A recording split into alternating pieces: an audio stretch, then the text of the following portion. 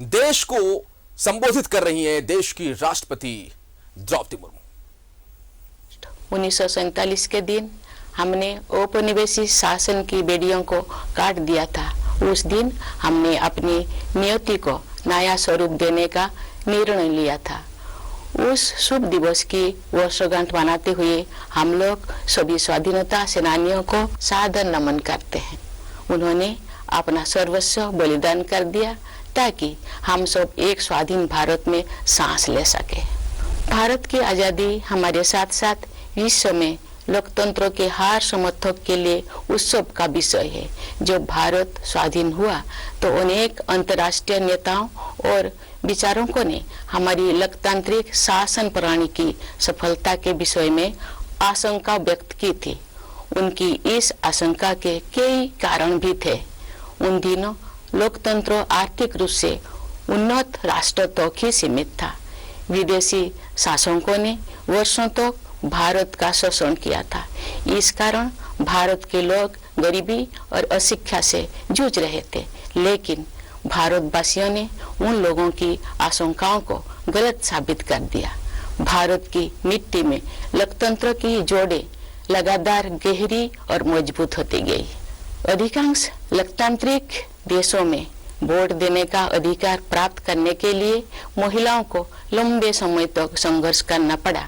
लेकिन हमारे गणतंत्र की शुरुआत से ही भारत ने सार्वभौमिक वयस्क मताधिकार को अपनाया।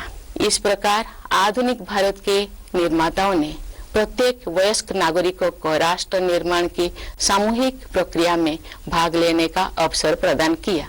भारत को यह श्रेय जाता है कि उसने विश्व समुदाय को लोकतांत्रिक की वास्तविक क्षमता से परिचित कराया।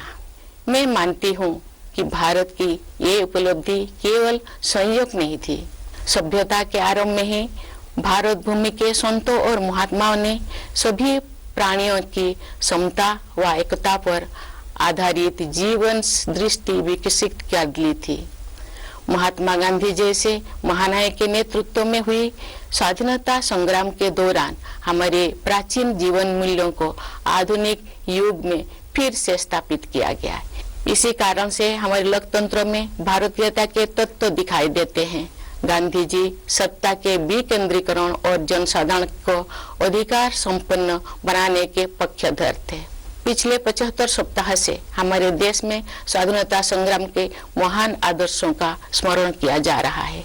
आजादी का अमृत महोत्सव मार्च 2021 में दांडी यात्रा की स्मृति को फिर से जीवंत रूप देकर शुरू किया गया है। उस युगांतरकारी आंदोलन में हमारे संघर्ष को विश्व पटल पर स्थापित किया था।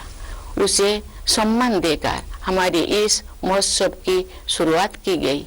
ये महोत्सव भारत की जनता को समर्पित है।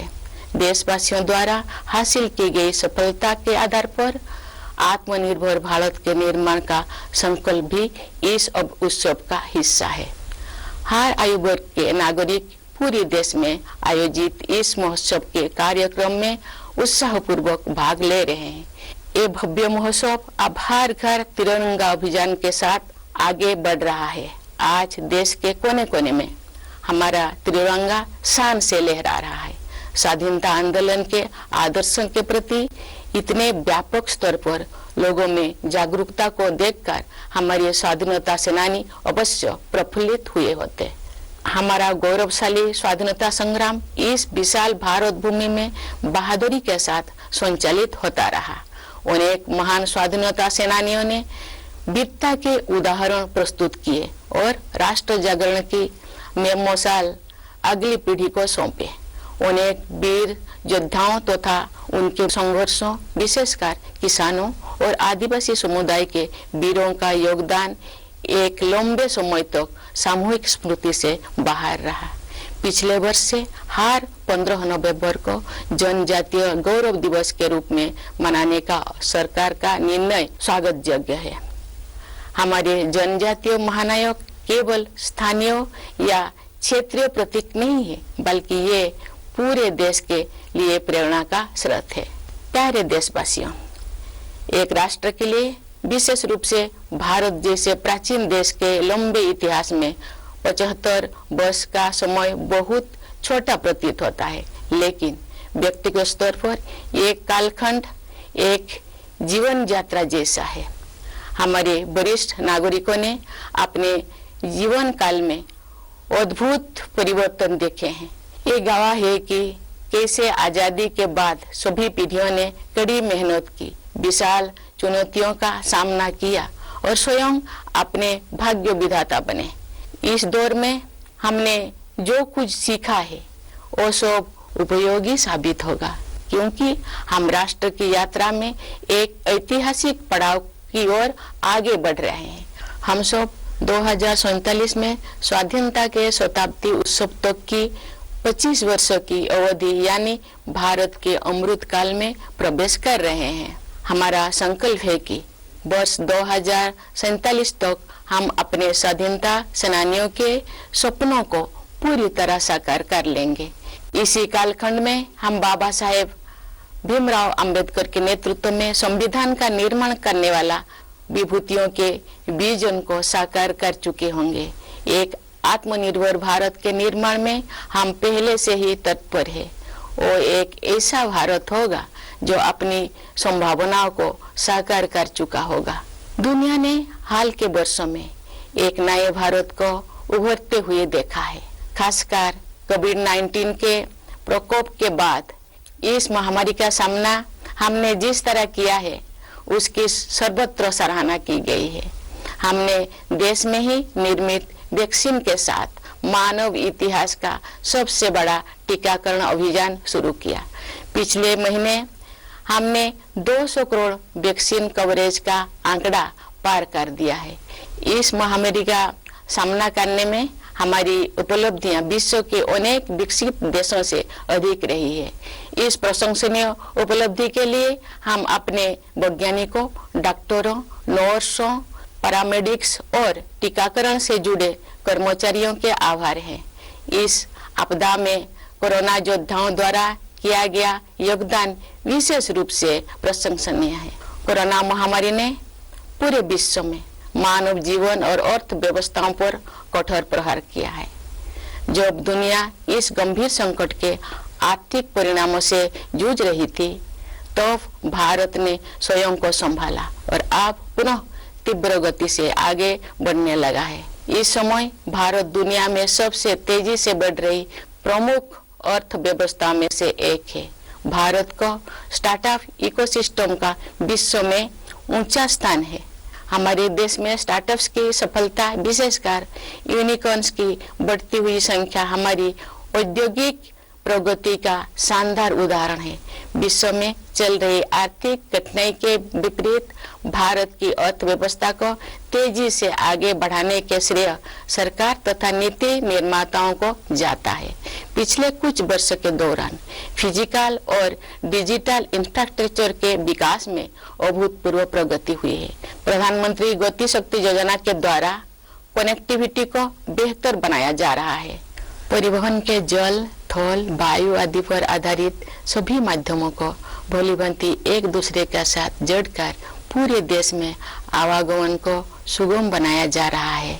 प्रगति के प्रति हमारे देश में दिखाई दे रही उत्साह का श्रेय कड़ी मेहनत करने वाले हमारे किसान और मजदूर भाई बहनों को भी जाता है। साथ ही व्यवसाय की सूझबूझ से समृद्धि का सृजन करने वाले हमारे उद्यमियों को भी जाता है। सबसे अधिक खुशी की बात है कि देश का आर्थिक विकास और अधिक समावेशी होता जा रहा है तथा क्षेत्रीय विषमताएं भी कम हो रही है।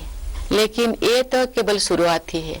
दूरगामी परिणाम वाले सुधारों और नीतियों द्वारा इन परिवर्तनों की आधार भूमि पहले से ही तैयार की जा रही थी। उदाहरण के लिए डिजिटल इंडिया अभियान द्वारा ज्ञान पर आधारित अर्थव्यवस्था की आधारशिला स्थापित की जा रही है। राष्ट्रीय शिक्षा नीति का उद्देश्य भावी पीढ़ी को औद्योगिक क्रांति के अगले चरण के लिए तैयार करना तथा उन्हें हमारी विरासत के साथ फिर से जोड़ना भी है।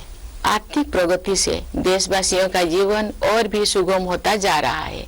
आर्थिक सुधारों के साथ साथ जन कल्याण के नए कदम भी उठाया जा रहे हैं। प्रधानमंत्री आवास योजना की सहायता से गरीब के पास स्वयं का घर होना अब एक सपना नहीं रह गया, बल्कि सच्चाई का रूप ले चुका है। इसी तरह जल जीवन मिशन के अंतर्गत हर घर जल योजना पर कार्य चल रहा है। इन उपायों का और उसी तरह के अन्य प्रयासों का उद्देश्य सभी को, विशेषकर गरीबों को बुनियादी सुविधाएं प्रदान करना है। भारत में आज संवेदनशीलता व कोरोना के जीवन मूल्यों को प्रमुखता दी जा रही है। इन जीवन मूल्यों का मुख्य उद्देश्य हमारे वंचित, जरूरतमंदों तथा समाज के हाशिए पर रहने वाले लोगों के कल्याण हेतु कार्य करना है। हमारे राष्ट्रीय मूल्यों को नागरिकों के मूल कर्तव्यों के रूप में भारत के संविधान में समाहित किया गया है। देश के प्रत्येक नागरिक से मेरा अनुरोध है कि वे अपने मूल कर्तव्यों के बारे में जानें, उनका पालन करें, जिससे हमारा राष्ट्र नई ऊंचाइयों को छू सके।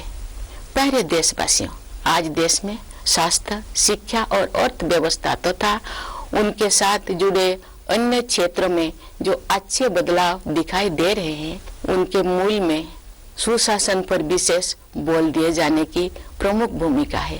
जब राष्ट्र सर्वोपरि की भावना से कार्य किया जाता है तो उसका प्रभाव प्रत्येक निर्णय एवं कार्य क्षेत्र में दिखाई देता है। ये बदलाव विश्व समुदाय में भारत की प्रतिष्ठा में भी दिखाई दे रहा है। भारत के नया आत्मविश्वास का स्रोत देश के युवा, किसान और सबसे बढ़कर देश की महिलाएं हैं। अब देश में स्त्री पुरुष के आधार पर असमानता कम हो रही है। महिलाएं अनेक रूढ़ियों और बाधाओं को पार करते हुए आगे बढ़ रही हैं। सामाजिक और राजनीतिक प्रक्रियाओं में उनकी बढ़ती भागीदारी निर्णायक साबित होगी। आज हमारी पंचायती राज संस्थाओं में निर्वाचित महिला प्रतिनिधियों की संख्या 14 लाख से कहीं अधिक है। हमारे देश की बहुत सी उम्मीदें हमारी बेटियों पर टिकी हुई है। समुचित अवसर मिलने पर वे शानदार सफलता हासिल कर सकती है। अनेक बेटियों ने हाल ही में संपन्न हुए राष्ट्रमंडल खेलों में देश का गौरव बढ़ाया है।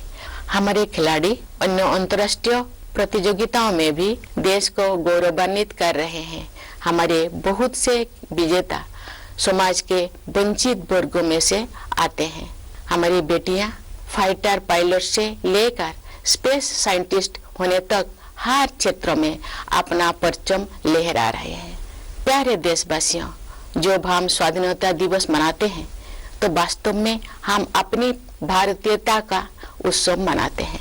हमारा भारत अनेक विविधताओं से भरा देश है, परंतु इस विविधता के साथ ही हम सभी में कुछ ना कुछ ऐसा है जो एक समान है।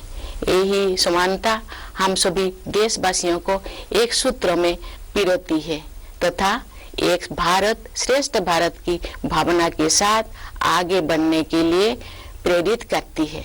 भारत अपने पहाड़ों, नदियों, झीलों और वनों तथा उन क्षेत्रों में रहने वाले जीव जंतुओं के कारण भी अत्यंत आकर्षक है। आज जब हमारे पर्यावरण के सम्मुख नई नई चुनौतियां आ रही है, तो हमें भारत की सुंदरता से जुड़ी हर चीज को दृढ़तापूर्वक संरक्षण करना चाहिए। जल, मिट्टी और जैविक विविधता का संरक्षण हमारी भावी पीढ़ियों के प्रति हमारा कर्तव्य है। प्रकृति की देखभाल माँ की तरह करना हमारी भारतीय संस्कृति का अभिन्न अंग रहा है।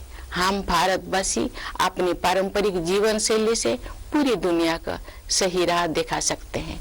योग एवं आयुर्वेद विश्व समुदाय को भारत का अमूल्य उपहार है, जिसकी लोकप्रियता पूरी दुनिया में निरंतर बढ़ रही है। प्यारे देशवासियों, हमारे पास जो कुछ भी है वो हमारी मातृभूमि का दिया हुआ है। इसलिए हमें अपने देश की सुरक्षा, प्रगति और समृद्धि के लिए अपना सब कुछ अर्पण कर देने का संकल्प लेना चाहिए। हमारे अस्तित्व की सार्थकता एक महान भारत के निर्माण में ही दिखाई देगी। कन्नड़ भाषा के माध्यम से भारतीय साहित्य को समृद्ध करने वाले महान राष्ट्रवादी कवि कुवेंपु ने कहा है, नानु ओडिये नीनु ओडिये नम्मा एलुबुगोड़ मेले मूडुबुदु नव भारत दलीले, अर्थात मैं नहीं रहूंगा।